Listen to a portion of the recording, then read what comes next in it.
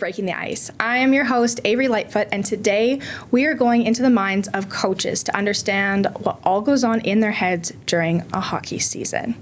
Our special guest today is Brandy West-McMaster. She has quite a big resume, so I'll introduce you to her through her resume. So, Brandy has been involved in hockey for her entire life.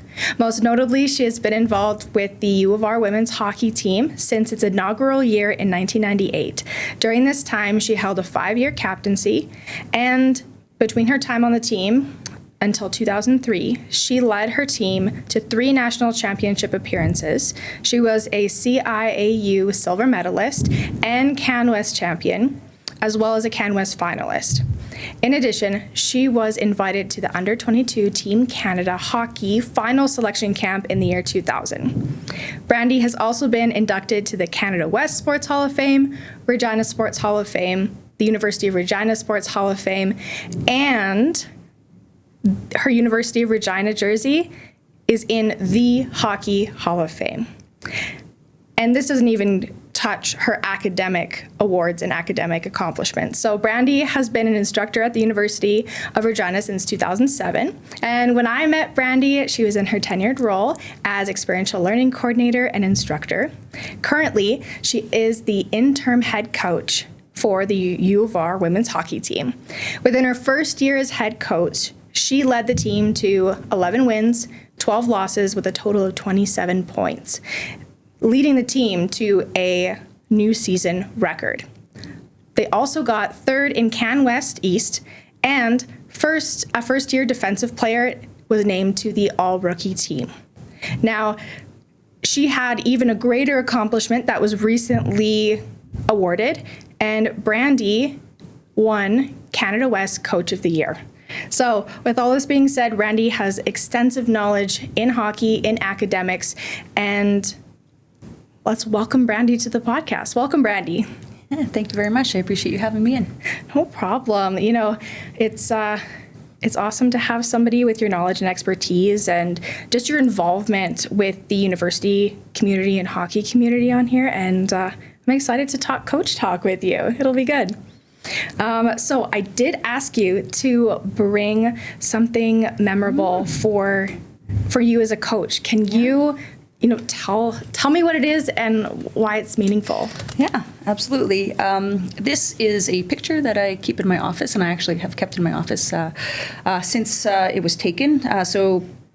A few years ago now, I coached my daughter and her U9 team. We were little Cougars here as well. And I just, this is a picture that just kind of brings you back and kind of makes you motivated for the day, right? The energy that I remember from these little people and their excitement to come in and play the game that I loved so much as a child just motivates me no matter kind of what role I'm in and what I'm doing. And just seeing their little faces, I could just pick one out and it brings me back to that time and kind of what they were like, their little personality. Yeah. And it's kind of neat being in a small community like Regina because I've got to watch many of these little girls grow up and the ones that are still playing or doing other things that brings them joy. So that's my little thing. I love that so much. I don't have any of that experience as a coach yet for me, but we've done similar things as an athlete where we go around and we give compliments to each other kind of blindly, anonymously, and I have that up in my bedroom all the time, and I look at it and it's like, okay, I did make an impact on this team and with these people, which is incredibly important, I think, in any role in sport and in life. It's just you're impacting the people that you're working with, and it's nice to see and be able to have that impact on your own daughter, which is incredible. So have you ever gone back to coaching your daughter or continued on? Actually, I did for a few years until she was in U15. I coached her for a year, and I coached my other daughter in U15 as well. So I had both the opportunity.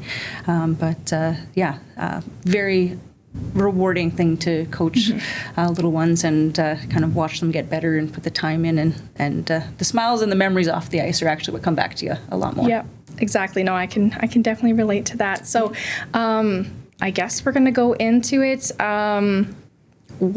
So going back a little bit, going back in time, when was your very first memory of hockey?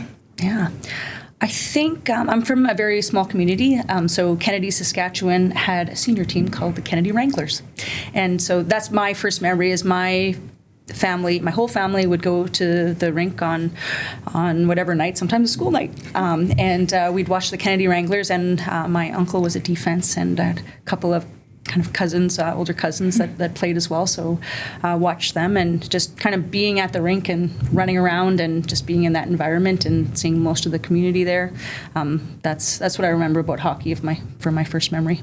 Oh, I love that so much because I think community is such a big part of sport, and just getting people involved in sport as well. Because like you might have not been necessarily involved in hockey if your family was invested in maybe another sport. So it's really interesting to see that that community that people love so much, and it's just brought on for the next generation and everything. And you can see that in your kids, and obviously with anybody you coach too, because you bring in not only like your daughter's friends on the team, but also their parents too. If they're not, they don't necessarily understand hockey completely, that's you're bringing them into a wonderful community, which is amazing. What is your favorite part about the sport, I guess, in your many years as a player and a coach? Yeah, I think just the instantaneous built-in support system and the network of people that you have surrounding you. As I get into talking to kind of young individuals coming in to experience university, whether they're athletes or not, one of the scariest things for them is, who am I going to meet? Who am I going to hang out with? I'm going to be so lonely. Yeah.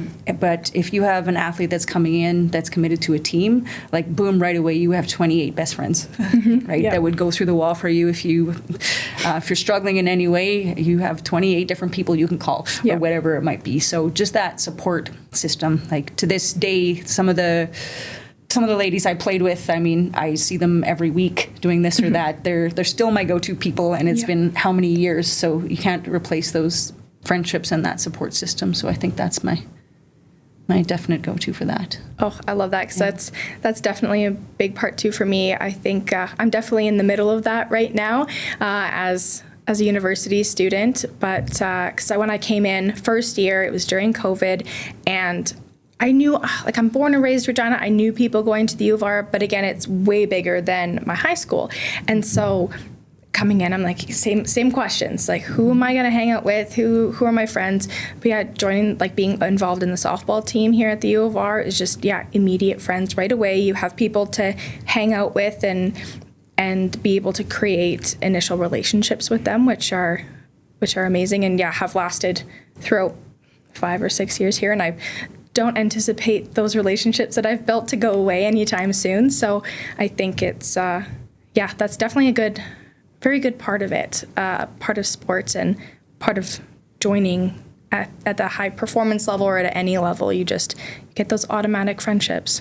You do. You know, I've been, as I have the last few years, I started to play soccer, some new sports, and so I didn't really played too well before, but I'm fairly athletic, and there's lots of transfer from hockey. So I've kind of joined a rec team, and we played, and so I've been playing with the same ladies for probably over 10 years now. Oh yeah. And it's the same, right? They're just people that are there, and you meet and you go through and you work hard together, you interact, you go out for a beverage or two or some snacks after, and you laugh about what happened, and it's just, you forget about the week and everything. It's just being with your people, right? That you can just be yourself and not worry about any of the other things going on. Exactly. And your people are so important, just to surround you, just make sure that you surround yourself with your people as a good support system. And I guess this is off topic of hockey, but what made you want to go into soccer and just jump in and try a different sport? Well, I played a tiny bit in high school, just kind of school stuff, and then when I first came to university, there wasn't a hockey team, right? So I played on a kind of a rec team. Or getting into a club team, I guess, and then I played every possible rec sport offered by the U of R, actually. So I played everything, but then I met a bunch of people, right, and got to kind of be active and kind of do my thing. And then soccer is just something that kind of I liked a lot, and it was good fitness. And for me, I don't get a lot of the time for extra exercise, so it's a good thing that way. And just I liked it. It was fun. Oh, that's good. That's awesome. I wish I could be more athletic in the soccer world. 'Cause a couple of my friends quite like soccer, and I am not athletic. I don't have a good hand or eye-feet coordination. I've got a good hand-eye coordination, but kicking a ball with my feet and trying to dribble the ball, it's definitely a big challenge. I would probably be tripping all over the field. Oh, it's all good. You have to surround yourself with good people, and they don't exactly. care. Yeah. They just support you. Or they'll laugh at you and then help you up. Yeah, absolutely. It's always good. Okay, so talking about the right people and kind of supporting you, was there anybody in particular that motivated you or challenged you to go into coaching? I think that just like I talked about going to Wrangler games, Kennedy Wrangler games as a child, I think it was a community thing, and it's just what you did. Like my dad wasn't really into hockey, but he was driving the tractor that we, Zamboni was tractor back then, and working the clock, and then my mom was in the kitchen and they're doing the cleanup after, like just that's what a community does, right? In baseball season, my mom barely played, but she coached and she managed and she made sure that everyone had the opportunity to play. So I think that it was just kind of built in my value system, and it just was always going to be a thing. And then it just happened that I liked it a whole lot, right? And it made me feel that I was contributing and giving back to those who had spent so much time with me. And basically, I feel that my involvement in sport really helped to, shape who I am and gave me the experiences to get where I am. So I think that's important to pay it forward. Yeah, no, I definitely like that. I think I'm in that process of just slowly getting back into giving back to the community. And my family was involved in coaching me as a kid, and some of the same families that were coaches in my sports community, they continued coaching me for the majority of my softball career. So one of my main coaches that I had, her name's Lisa Allen, and her dad actually coached me in Learn to Play for softball, and then Lisa took over and coached me for the rest of the time. So it's really nice to see that generational impact, and then now being able to give it back and start just seeing the next generation of kids and athletes grow, which is incredible. Very rewarding. Yes, exactly. So with your coaching, is there any philosophies that you've either developed for yourself or that you gained from others? Or can you tell me a little bit more about your coaching style? Yeah, that's something that I kind of struggled putting into words for years. I have an education degree from the U of R, and they're always like, you have to develop your teaching philosophy. And I'm like, okay, I'll write some words down. And I didn't really know what they were talking about. But the more you watch people, and the more that you experience things and you fail, and you're like, oh, that worked, oh, that did not. I think things start to pop up and see, and then your, I guess, inherent value system comes out in that as well. So a couple of the coaches the successful coaches that I've watched, like details were always a really big thing, details and habits. So that's definitely a part of what it is, and making sure that everybody on the team feels valued and feels that they contribute something and they have purpose and they belong to the team. They don't fit into the team. They bring their own strengths and they belong as a part of it, and they're a contributing member. So that's always really important for me to reinforce. I think another thing is that we really got into this year was making sure that everybody understands expectations and what a great team player is. If you're I guess, adhering to the behaviors and trying your best to most often make good choices that create a great team player, then the byproduct will be success or some type of winning, some type of learning, some success in that. So I think that's a really big part of my philosophy. And again, I think that with each team, it brings some different people, and the different team members help to kind of shape the philosophy of maybe that team or how they work. Even though, like, basically, you bring your personality in and you do your best to kind of be consistent and be yourself and communicate expectations. But it's a bit of a two-way in terms of how we operate, how we're going to figure out how that works with this group of individuals, and kind of the expectations that we build together or standards to try to abide by to be successful. Oh, I love it. And yeah, I definitely like the idea of collaboration between athletes and coaching staff, because I've definitely been on teams where it's this is who we are, this is what we're meant to be, and let's do it. We were kind of wanting to get you to our standard, but it was never, there wasn't really any collaboration of going, hey, okay, I like this part of it, but as an athlete, I can only offer this. I don't, this is my values, this is my personality and everything like that. And I think that's something that's definitely, I don't think it should be innovative, but it feels very innovative or different depending on the coaches I've talked to or the different level of coaches as well. Yeah. And did you wanted to add anything else there? No, thank you. Okay. I did have one more thing that I wanted to follow on, because you talked about failure and the success, and you said learning as well in the success. And I really liked how you've mentioned that learning and success together, because I think you don't have to win or do things right to always be successful. And I've been thinking about the idea of failure lately and wondering why it has such a negative connotation. It's like our society doesn't really value failure, even though a lot of our learnings come from failure. And so was there maybe a different view on failure or learning on some teams that you've coached before that you've had to maybe shift athletes' perspective on what it means to be successful? Yeah, I think it's in a lot of conversations that you have before and after games, right? Because there's I talk about choices a lot, right? And you can choose kind of the mindset that you go into something with,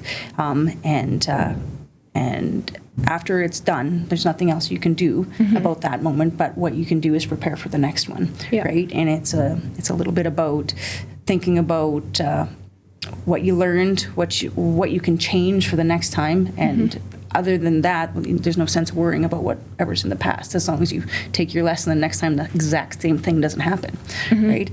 But in hockey, that's the glory thing. There's never two games that are alike, right? There's similar situations where you can make judgments based on what happened, but if you haven't learned your lesson or taken the feedback and added that, then a fail is a fail again. But if not, it's I got a small celebration on that one. Yeah. I get to cheer about that one because I did that much better on that situation that came along. Oh, I love that. That's really good, and I think.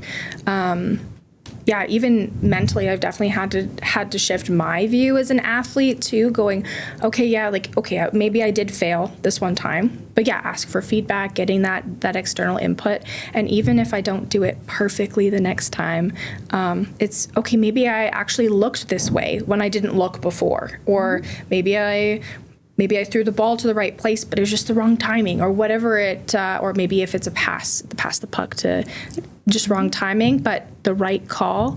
I've definitely asked a lot of those questions of my coaches of, okay, did I do this right here? Was this wrong? And lots of learning has come out of those small successes of just slowly getting there. Yeah, but I think that's a good point too, right? You're asking the question, so that's part of the learning and the reflection that has to go take place before you can move to that. And sometimes your coach will be like, I don't know. Yep. Try it, figure it out. If you screw it up again, then try something else. Yep. Right? But I think those conversations are really important, because what you do is you open up that relationship and know that it's okay to fail, and you're encouraged to explore and figure out how you can be successful by taking those risks without, you're not going in next time. Somebody else is going in because you made a bad decision, right? Yeah. You got to have that kind of two-way communication and understanding of the expectations there and the growth that needs to happen. Yeah. No, I definitely like that. And I I like how it all ties back to kind of the expectations, the standards that you set as a team, and going back to your really essentially your core values and your coaching philosophy. I feel like it probably ends up going into a little bit of your teaching philosophy as well in your other roles. But with your coaching philosophy, has there been any time where you realize it's not working, or what you're trying to approach is not quite clicking? How have you approached that? What kind of indicators have there been to go, okay, I might need to switch up my coaching style right here? Well, I don't think that I can. I think I am who I am. Yep. And I think that consistency is important for the athletes to know who I am and what to expect. That doesn't mean I don't say weird things at times and spice it up a little bit, but I would say maybe if that's the case, I might bring one of my assistant coaches that has a different approach and see if that works, or maybe spice things up that way, or just kind of go back to the drawing board and figure out kind of what the core issue is, and whether that's meeting with the captains to figure out kind of what else is going on, what they see, having a team meeting, just kind of getting it all out there. Okay, what's the thing that's not working, because it's nothing to do with hockey by the sounds of it, right? So let's figure out what that is. So I would say more it's communication and figuring out how to address what the underlying problem might be in that situation. Yeah. No, I definitely can relate to that, because it was my first year on the U of R softball team, and the team we were good. We liked each other as people, but like our playing just wasn't coming together. And I remember the coaches asking us, going, okay, well, is there something we're doing wrong? How can we help you? I know kind of after the season, a lot of the returning players and the captains on the team were asking, or were telling me that they were trying to brainstorm ways to figure out what was not really gelling with the team. And unfortunately, we ended up not really being able to figure it out. And I guess that's just sometimes how it is, unfortunately. But I definitely like the idea of communication, because I think when people get to express themselves and get to share what's going on in their brain, other people can just understand just a little bit more and get a little bit more perspective. Yeah, absolutely. Yeah. Okay, so kind of, I guess, going off of a little bit of failure, or not that that's bad. We're changing the view of failure. Failure is good, but when you go through a little bit of a tough season, or you lost a game that you should have won, how do you go about motivating your players? Because I know after a loss, or like, oh, I really should have won that game, it's hard to. You got a lot. I've personally have a lot of negative self-talk. So how have you motivated your players?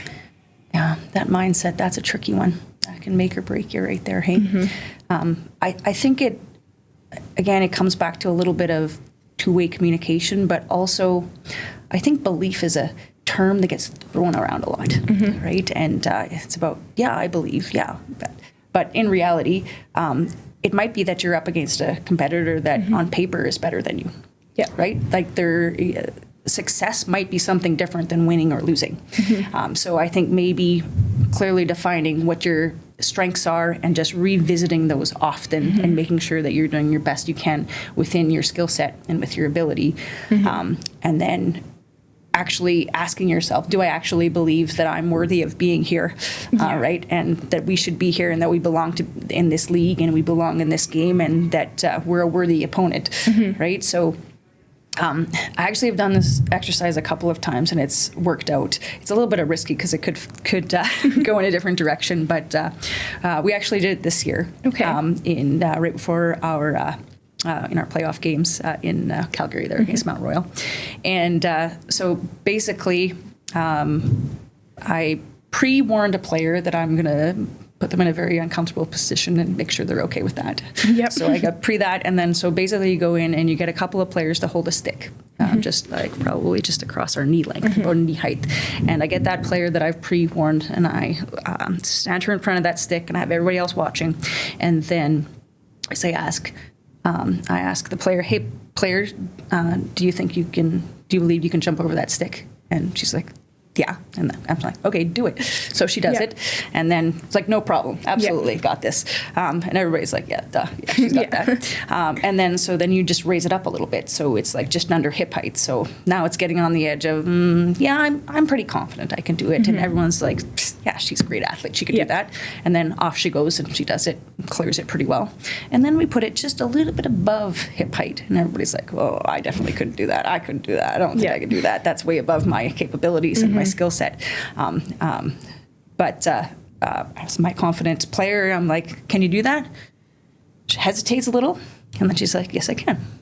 And then we have a chat. And I say, do you have to do this alone? And she's like, no, I don't. I said, okay, well, let's brainstorm some ways how you can get over that stick. Because the rule was you had to jump over that stick. And then the team comes together and they figure out, oh, well, I can hoist you, I can step on you, I can go on the other side so when you land it's not as high or whatever. They brainstorm a couple ideas and she does it, no problem. Oh, yeah. Right? So understanding that there's more than one way, and if you believe in yourselves, there is a way. But as soon as you tell yourself no, then you fail, then failing is failing, and that's not a positive because you haven't given yourself a chance to be successful in that opportunity. All right, so maybe you didn't win in terms of you couldn't get over that stick by yourself, but this is a team sport, and you need to problem solve and believe there's a way and find a way with your teammates to figure that out. Oh, I love that. That's a really interesting exercise because as you were saying it, I was thinking, I'm like, okay, would I be able to jump over that stick? Yeah. And I don't have a lot of vertical abilities to being able to jump. I don't have a high vertical. But it's interesting because my mind went to I'm by myself, and I think it's really important to be able to remind people that they have a team. They have a whole bunch of people, whatever. If it's just one other person, if you're doing doubles tennis, or if it's an entire, you said 28, right? 28 individuals on a team. So you've got so much support, and it's amazing that person was like, yeah, okay. That player was like, yeah, I can do this. Even though after thinking, like my brain, I would have said, no, I'm not trying anything. But then, like the team came and would have been able to help her go over that. So I think that's really impactful. And I think it's important to. Everybody has a million negative thoughts, but it's what you do after that negative thought, right? I think it's very normal and typical to have those thoughts, but it's also important to realize that you can counter them with just one positive one. Exactly. Oh, I've been working on that so much, and it's hard. That's something I want to try to continue on this summer when I hopefully have the chance to be able to coach a little bit more. Like I volunteered to coach a little bit older softball players, so under 17, and mental game. I've heard from the coaches and stuff that it's definitely challenging for some players, and it's something that I currently work on, and I'm excited to give advice if something were to happen, because I've been working on positive thinking and not just, I guess, unhelpful positive thinking, not blind positive thinking, but really intentional, going, hey, wait, that was a negative thought, that didn't need to be mean to myself there, or whatever that may be, and trying to turn that negativity into something a little bit more productive or a little bit more realistic too. Yeah. Another thing that we talk about all the time is celebrating the small wins, by making sure that you celebrate the small wins of your teammates too, right? Because you know how close you get with your teammates and how real they are with you sometimes too, right? So when you actually do something, instead of saying good job, let's not do that, because anybody can say good job, and do you really mean it? No. What did they do well? Oh, you cleared the puck really well, or you tagged them very appropriately, or whatever, for a baseball term, right? So it's really picking out specifics that they appreciate, that goes towards our great team players concept, and really affirming those to help build the confidence, or we call them confidence bricks, and building your wall and making sure it's going in the right direction. Because your teammates have a really big effect on how you perform. Oh, yes, definitely. I can see, I've seen it in other people. I've seen it even just team energy, or if it's one or two people that either I look up to, definitely affects how I play or how I think about the game. And I think, Yeah, those small wins, like specific small wins, are definitely very helpful. And the one example I can think of that I did actually this last week, and it wasn't related to any sport whatsoever. It was in my marketing class, and I gave my opinion. I was like, there's no way I would ever wear Kate Spade brand if my mom wore it. And another person in the class respectfully disagreed. And as she was thinking, I'm like, oh, okay, this is a different perspective. Like I appreciate that. And then I revisited it after a couple other people spoke, and I recognized her. I was like, hey, you brought up a really good point and made me think more about this topic and in a different way. And I just wanted to I just wanted to say thanks, and I understand your perspective. And my teacher just smiled at me, but I'm hoping that like that's a specific little recognition. It might not be a little win for sport, but a little recognition to that person that like, hey, like I see you. I see like I understand your response in this setting. So it's definitely impactful. And I feel like I keep on saying that word impactful so much, but it's true. You made an ally, right? And a support circle of people that give you the honest truth, but also are there to see you be successful. Exactly. And yeah, I think a classroom is very much similar to a team in that a lot of people in university feel that, okay, I'm alone in my class. Like I don't have any friends. I've got to be by myself. And I felt like that just because I have none of my current friends in a lot of my classes the last few years, because I've just been mismatched with either the degree program or the semesters or whatever it may be. So yeah, making those little connections in class, I've found it challenging and rare, but definitely rewarding. Okay, let's see what else. I know are in our conversations before that you've indicated that you've been doing some off-season training. And for me, that's interesting because when I think of hockey, I think of, okay, cold and it's warming up and it's spring right now. What are, I guess in general too, for off-season training, what are some of your main goals or focuses that you have your athletes, whoever you're coaching? What do you have them do? Well, this brings in the collective of the coaching staff, right? And pulling on those that have the expertise in the area, right? Yeah. Tommy Bresciani is our strength and conditioning coach for our team.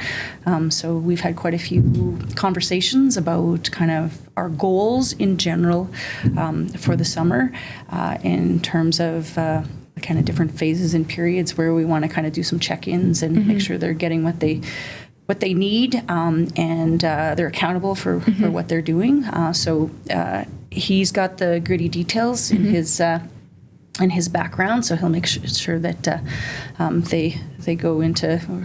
We're getting to 3 workouts right now, just because they're exams and a lot of stuff going on. But they'll transition to a little bit harder workouts, a little bit more strength gaining in the May and as the summer comes, and then power and all the phases that Tommy has worked in, we fortunately had the opportunity to, we started doing some of our testing for the season, or for the end of the season. And we're going to have lots of conversations about what it takes to be a championship team, and hoping that we can sit down with our results and have a good team chat about how we need to come back in August. Yeah. Oh, I love that. It's so important. I think like having the collective, I like how you mentioned having the collective coaching team, as well as like bringing the players and everyone together. And again, that communication, that collaboration for what you're putting forward in the next season is really important.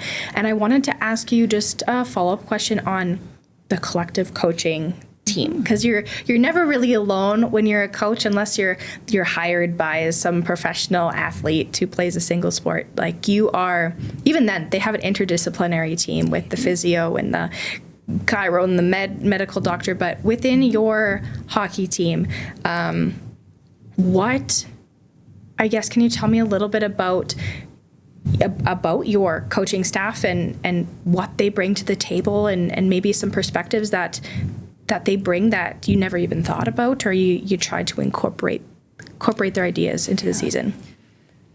There are so many. I have a wonderful, just support system, just from my family, from my friends, from the alumni. But just in terms of close, everyday coaching staff, I have 2 assistant coaches that are on the ice every day, volunteer every day, and come on road trips. And one is a familiar name, graduated last year, Jenna Merck. She is close enough to the girls that she's connected with their mindset, and I'm a couple years older than them, so I'm out of the loop a little on a few things, so she keeps me kind of grounded into what now is like. Nice. So gives that perspective, and also is able to, I think, speak on behalf of the girls sometimes in terms of their perspective, so I could be like, oh yeah, I never thought of that, good one. So we have lots of chats that way. And then also have Janice Rumpel. So she's been around the coaching circuit for a lot of years. She spent some time in Notre Dame and developed that program there and was very successful. Nice. I had the opportunity to coach with her when I was just kind of starting out, so I appreciate those years. We had the opportunity to win a national championship at the U18 AAA with that one, so that was pretty cool. That's awesome. So now she's on board as an assistant coach, a little bit of a tactical genius. Yep. She is very good at reading the game and adjusting on the fly, and applying feedback or giving them feedback right away. So she offers so much in that way, but to me as well as a mentor of mine. I've watched her for years, so it's kind of an interesting mix, and our back and forth and our perspectives, and so it gives me lots of things to think about as we go forward. And then from there, we have an equipment manager that he's been with them for the last few years, and he's just amazing. You just show up, and he's got all of the laundry done. They're all hanging. Their stalls look amazing. He's a volunteer, and he spends every morning at the rink. I think he pulls along his wife sometimes. So Gord is his name, and so they do laundry and they do the folding and they vacuum, and they the room is just pristine. Wow. It's just details. He's sharpens all the skates. He's got everything. It's good to go there.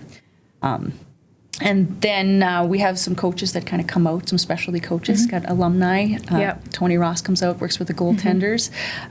We have a fellow Kennedy Wrangler supporter, Colleen Sistorix, comes out and works with the defense on 6:15 a.m. in the morning, once a week. So some dedicated volunteers that really put their time in. Another is Ryan Gilbert. He's there every day. Just adds an element of spiciness and, just kind of pokes them and makes fun of them and just makes them feel included and welcomed and a part of the group. And then we have Todd Jerome. He comes in and works on face-offs and just adds extra support and things that he sees from afar. Matt Rieger, kind of the same, comes in a little bit. So lots and lots of different support systems there. We have 2 wonderful student trainers that are there every day. They travel with us. They keep us good to go. They help communicate with our athletic support team up in AT. So very good communication there. The system is amazing there. And then, my sister Dana and alumni, she does whatever I need. I'm like, Dana, I can't be in 2 places at once. Can you go do this? We set up some celebrations for the girls, when we won when they won academic all Canadian. So we set up. I'm like, but we're gonna have to do it right after practice. They have to go right to class. So I'm like, can you help set up? So she's in there setting up while we're doing practice. So it's all ready. We had a Yellow Roses celebration at the end to celebrate our graduating players with their parents and the alumni, and she was up there while we were doing our final home game. She's up there getting everything ready, getting the pizzas ordered and this and that and the other thing. So and then I put random people to work, like my husband doing some recruiting, Colin and this and that and the other thing as well. So a team takes so many people to run and to run effectively, and everybody's volunteer and just loves the game so much and cares and gets to know the girls and really cares for them, and they notice that. And that's one of the detail things, right? Is getting them to really kind of connect and see like you are a part of something so much bigger, right? And when you're out on the ice, you're playing for yourself, but you're playing for the alumni that have worked to put this wonderful program in place, basically, and like the officials, the game day staff, the staff here, like everything, everybody puts a piece in to make this experience and the best possible experience in your post-secondary hockey as you can. So we have a great group of people, and everybody contributes, brings their strength, and I think that is really what helped us win that Coach of the Year.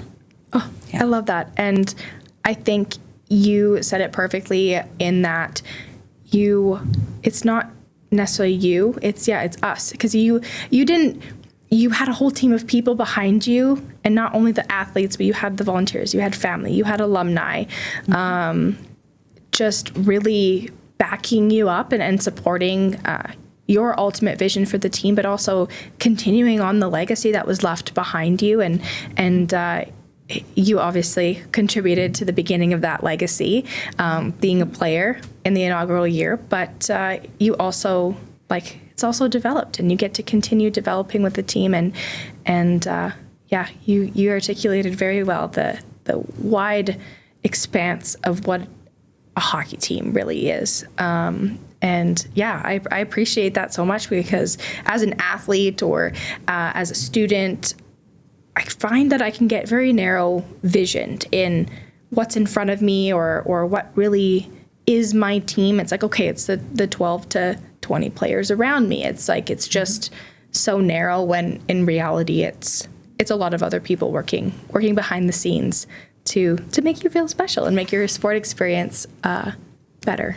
Yeah. And you mentioned alumni quite a bit, and for me, for my sports, I've seen the impact of what alumni can do, or the lack of alumni coming back to the program and wanting to give back. Kind of what it just feels a little bit different when alumni don't return or aren't asked necessarily to return to a team. So can you, what have you seen? What kind of success has re-engaging alumni done for the U of R women's hockey team? Yeah. Well, actually, our alumni has been pretty strong kind of throughout.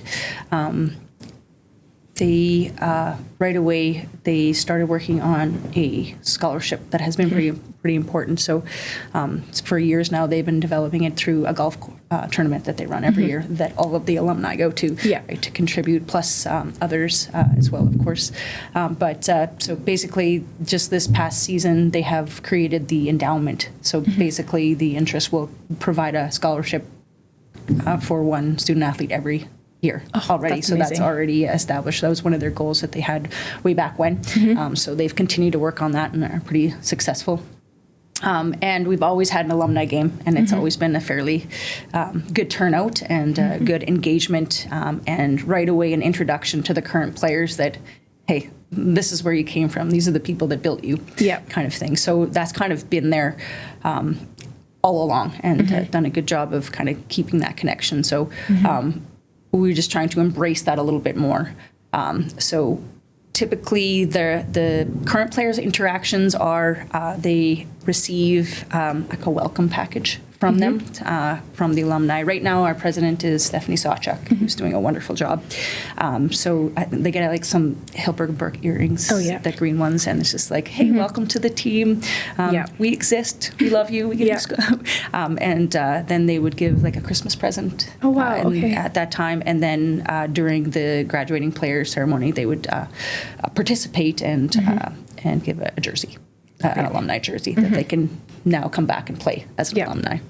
Right. So we've tried to kind of step it up a little bit and engage them in a few other things. So this year we had, so we have academic All-Canadians, but some of them graduate and then they're gone.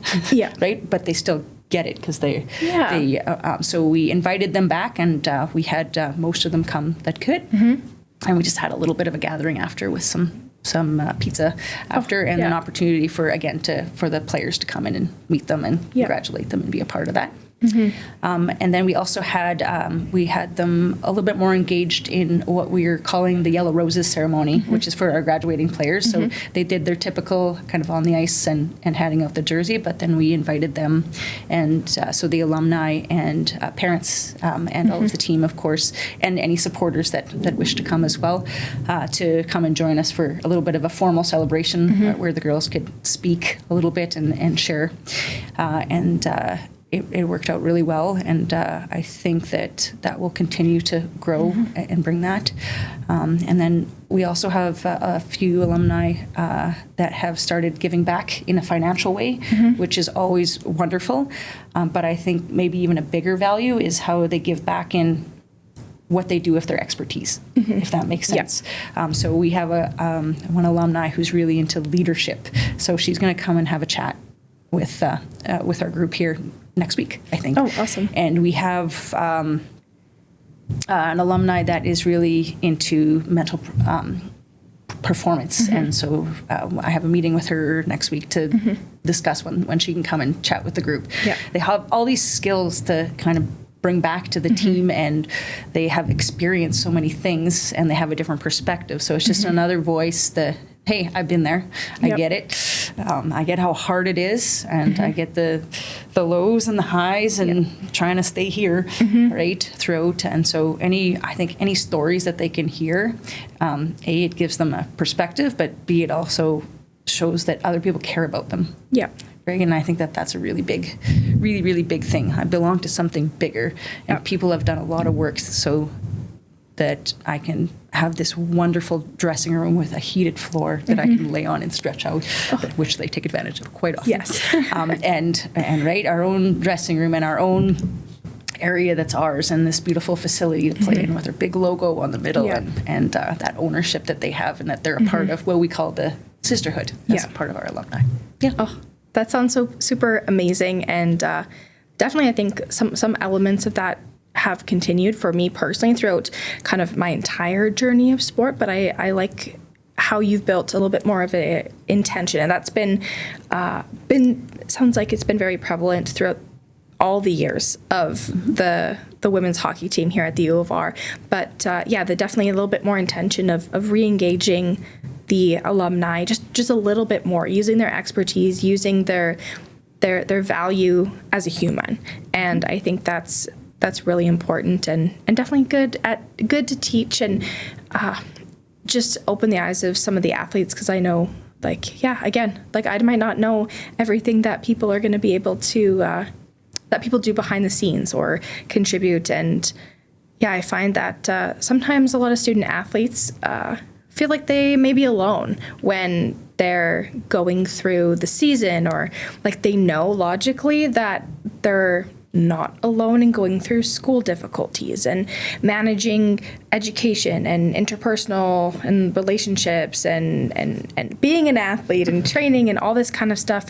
But also, like you mentioned, leadership, and I immediately went to like student athletes, especially if you're representing a university. It's like there's a little extra pressure of, okay, like you represent this organization, not only yourself or your team. It's definitely a little bit more of a weight that comes on as an athlete. And I think, I love the idea that you have brought different, or you're going to be bringing in different alumni with expertise and passions and leadership and mental performance to really help the athletes go, you're not alone, like we're here, we've experienced it, you're experiencing it now, and having that shared experience and definitely just, tips and tricks to maybe helping them feel a little bit better, a little bit more engaged in the sport. And also to understand that it's just a sport. Yep. And then it's going to be done, and then you're going to have life. That's why you have a degree, and you're going to get into the workforce. And guess what? Maybe I'm a teacher or a manager or whatever it might be. Hey, here is a nurse, for example. Hey, you go spend the day with that person, right? Or hey, this is a good person that can speak on your behalf or get you that next job or whatever it is. There's lots of community connections and just the understanding that sport is sport, and there's so much more that you're getting out of this than actually just playing and contributing to a game, right? So you're building lots of valuable skills and connections and networks to help improve your life as well. Yeah. No, I think that's really important because I find, as an athlete, and it's very much of sport, and sport might be my whole life and everything. But it's a good reminder to go, okay, wait a second. Being an athlete, playing a sport, playing a game, essentially, is supposed to be for fun. It's supposed to be because you enjoy it. And you might not everybody's going to continue professionally after, and there's other lessons to learn, which I think is super important. And I think really with that importance of the external understanding of hockey and the community and everything else that it offers, and potentially that the environment might need to be adapted to re-engage people in sport if it's not necessarily as an athlete and on the ice or as a coach or alumni, that fans and volunteers and everybody else things can be adapted for people to come in and be engaged in the sport. So I know some of those principles go back to our therapeutic recreation and our TR major here at the U of R, and I know Jill has some questions about, or a question about that and the adaptability of hockey. So I'm going to throw it over to Jill. Thank you, Avery. I just want to thank you, Brandy, for being on our podcast today. It's been wonderful to have you. So since I'm from the TR background, a big part is, like Avery said, adapting sports and activities to help individuals engage in things that they're passionate about if they've experienced an injury, a disability, or something like that. So I was just wondering if there has been a time that you've had to modify your coaching or modify someone's participation in hockey to allow them to engage in the sport if they suffered an injury or something like that. Yeah, absolutely. Actually, this sounds like a great opportunity to introduce our youth ambassador, as we have titled her this year. The thing with hockey is it is a great big network, right? And throughout my years coaching my daughters and the children in the community, I've met a ton of people and really, really good people. And I've run some camps, and you get to know people a little bit better. So a few years later, and here we are, and I get a text from a parent slash long-time supporter of mine. And she said, do you know what? I don't know if I should be asking you or if there's anything you can do, but my daughter has experienced a pretty bad concussion, and she can't play hockey this year. And she's really missing it already. And is there anything that you can think of that might keep her in the game? And she's like no pressure, nothing. Just if you think of anything, please let me know. So I said, absolutely, we'll think of something. So kind of sat on it for a few days. And because I know this young lady, Abby is her name. Mm-hmm. Because I know her so well from our previous coaching experiences with her as a player. I knew the type of person she was and that she could represent herself well. So I said, all right, let's have a meeting and see what you're into, right? What makes you happy about hockey? And hers was she just wanted to be a part of a team and contribute and get to know the players a little bit more. So we came up with an idea of her taking some time to just come and hang around, be around the team, get to know kind of how we roll. And so basically she interviewed every one of the players. She was at almost every practice this year. She then created Instagram posts and made profile posts of each of the pictures of each of the student athletes, and we posted them. We called it Abby Breaks the Ice, kind of similar to your cast here. And then the community got to learn about each of the players. The parents really, really loved it. We had lots of feedback about how it really helped them understand their daughters and their teammates and what was happening.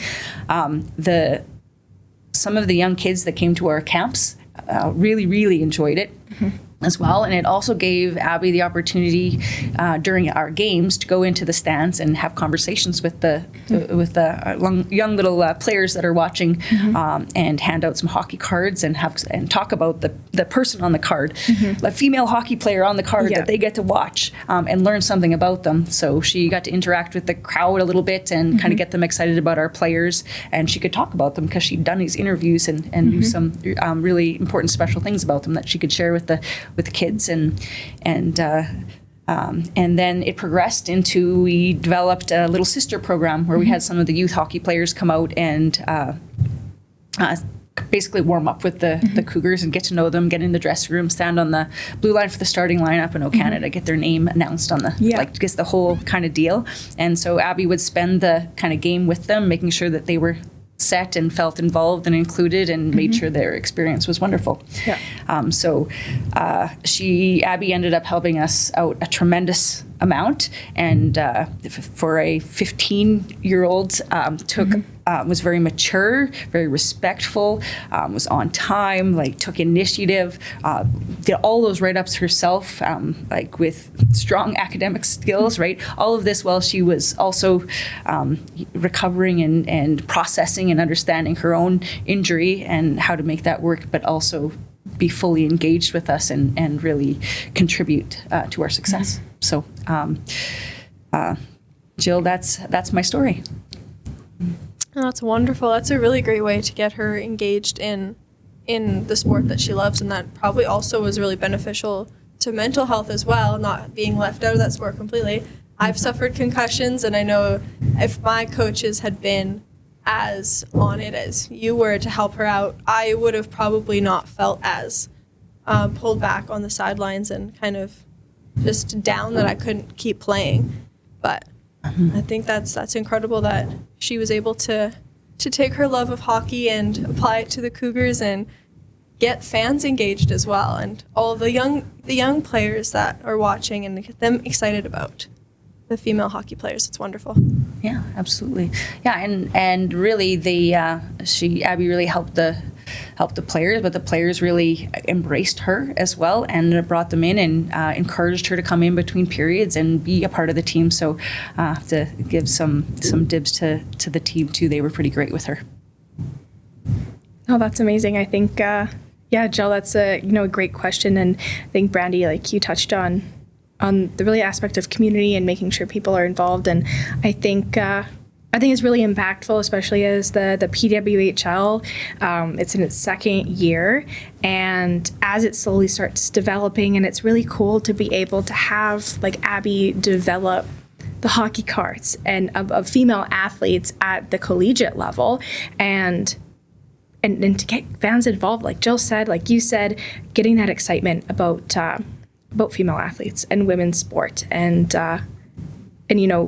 as you probably experience, hockey is typically a male-dominated sport, and definitely have some challenges and barriers there. I'm pretty sure you could speak a ton on that, but it's definitely very impactful to see the rise of inclusion of women in hockey, and just the persistence and the excitement that comes around women in sport, which is absolutely incredible.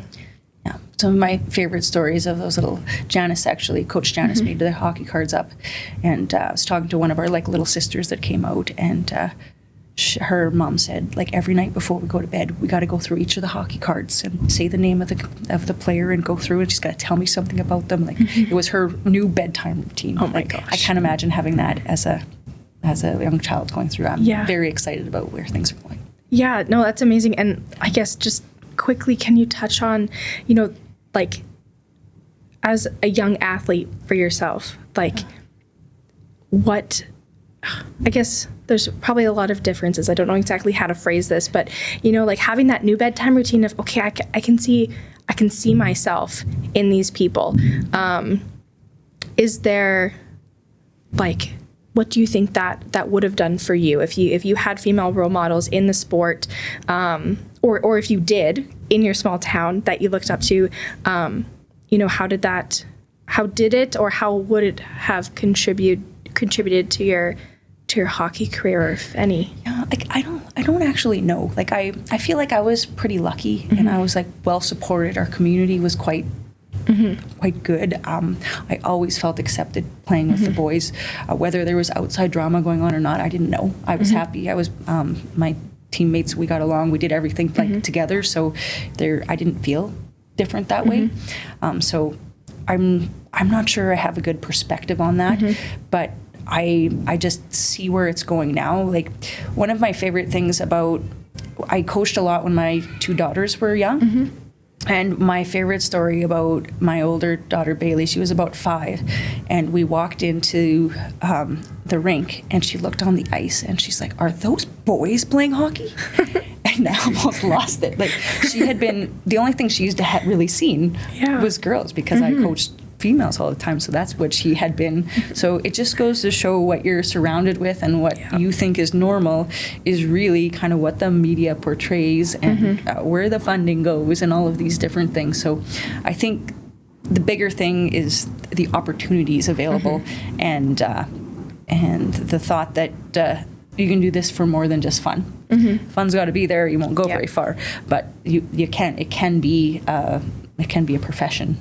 So that's pretty exciting for these young kids to see, and for even our student athletes, and now at this time and age, that there might be something next for them. Like there's no need to put your foot on the brake at any time. Like you never know when your next opportunity might come, whether it might be as an athlete or a coach or whatever it might be. There's tons of opportunities out there, and they just have to have that belief, even though they can't see it, be in that uncertainty and uncomfortable, right? Take some risks and kind of see where it goes, and be open to what the next opportunities might be for them. Oh my gosh, I love that. That's, I think, very, very awesome. Kind of as we're wrapping up our podcast, I think that's a great way to end the episode, because it's you don't really know what's going to come next, and it's still that belief, that optimism, that it's okay to take a little bit of risk, take a leap of faith, and go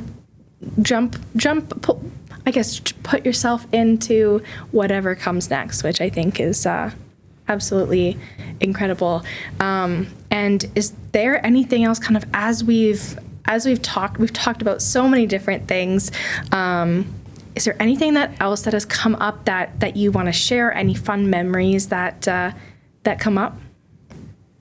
No, I think that it's just, I feel like I've talked about myself a lot, and I guess I just want to portray how proud I am of our team this year, and the little bit of uncertainty that they were going through at the beginning of the year, and I guess their willingness to buy in to be a great team player, and kind of follow without knowing kind of what was next, and for them to kind of step up and apply feedback and believe and just really give everything they've got. I really appreciated that. Like there was a couple of times during the season that kind of, there's fun for me to think about, because we didn't know, kind of thing, where is this going to go now, kind of thing. And there's this one time we're in BC. UBC is the top in Canada, U Sport, right? So we're going to play them, and we've been doing okay. Like, we're doing okay. We got some wins under our belt. They were passing a picture around, and the picture was in front of our own net from last season, and it was our defense. And then there was a player on UBC, and she was this much taller. Oh my gosh! And so basically, they psyched themselves out, and the new players were like, what is going to happen? Like, just freak them out. We went into that game and we lost 7-0. But my favorite part of that story is the next game, we only lost 2-1. Oh my gosh. Because they got over themselves, and they started being like, wait a minute, we have strengths. We deserve to be here. And they battled back, and they used those strengths, and they were able to, hey, we're in this. We deserve to be here against the number one team in the country. Like, and I have several stories like that, right? But it's just getting that habit of believing in themselves, and it's coming, and they're buying into it, and they're on board. That's awesome. And I think I've definitely had those experiences as an athlete or even with the rookies coming in, it's like, okay, we have good intentions of warning or saying, hey, this is this player was on their team last year. Yes, she might be 2 feet taller than everybody else on skates, but like we still got it. And yeah, and I love how you went from 7-0 to 2-1. Like that's an incredible improvement. And yes, it's still a loss, but like it's a significant improvement, and just shows that it's like, okay, this is all just mental at this point, which I think, yeah, a lot of sport is just all about your mentality and how you look at things, which is incredible. Yeah, so as a coach and as a player and everything like that, for our listeners and our fans for the podcast, is there anything that you can challenge them to do or look at or maybe be aware of the next time they are at a hockey game, or if they're playing, if they're coaching, if they're a fan, or if they're watching on TV? Is there something that you can challenge, kind of drop the gauntlet a little bit? Yeah, I think that I would challenge them just to look around and see how many people are volunteering to make that happen, because they love the game, they understand that it's more than a game, and that they're contributing to building a better person for a better community, basically, and trying to do their part with the thing that probably built them, right? And just driving their passion to make good choices and be a contributor. And I think it's important for us to sit back a little bit and be grateful for all of the things that the people in our lives are doing for us, whether we know them or not. So I think that's maybe my challenge, is to be grateful, recognize, say thank you, and just understand that it wouldn't exist if there weren't for the great Saskatchewan volunteers. Oh, exactly. And yeah, when I was, when you were saying all that, and just, yeah, the volunteers and the core volunteers, the loyal volunteers to any sport organization, the ones that keep on coming back, regardless of who's playing, they're sometimes, like most of the volunteers are maybe a little bit older, like their kids aren't involved in sport, and they just keep on coming back because they love the community, and or their kids are involved in sport and they are involved for their kid, but they're also involved for the team, and then they meet people and they get engaged, and yeah, volunteers are a significant chunk of sport. Period. That's it. They're there. They're making dreams come true, and definitely a really good big part. So, yeah, I think that's a really great challenge, and yeah, challenge just to thank volunteers, recognize them. They may be hiding, so yeah, definitely keep an eye out for them. It'll be like a little Where's Waldo situation. You got to go find them. But yeah, we'd love to hear, if you find or thank any volunteers. So thanks again, Brandy, for being on the podcast. We enjoy everything you've had to say, all your expertise, all of your experience, and really uplifting the people around you that support you to be the person you are today, and then the coach you are today, which is amazing. Yeah, you're too kind. I really appreciate it. Thank you. Anytime. Yeah. Thanks, Brandy. And hopefully we could have you back again, and for giving even more advice, more expertise on a variety of topics. So with that, we will wrap up, and we'll see you next time on Breaking the Ice.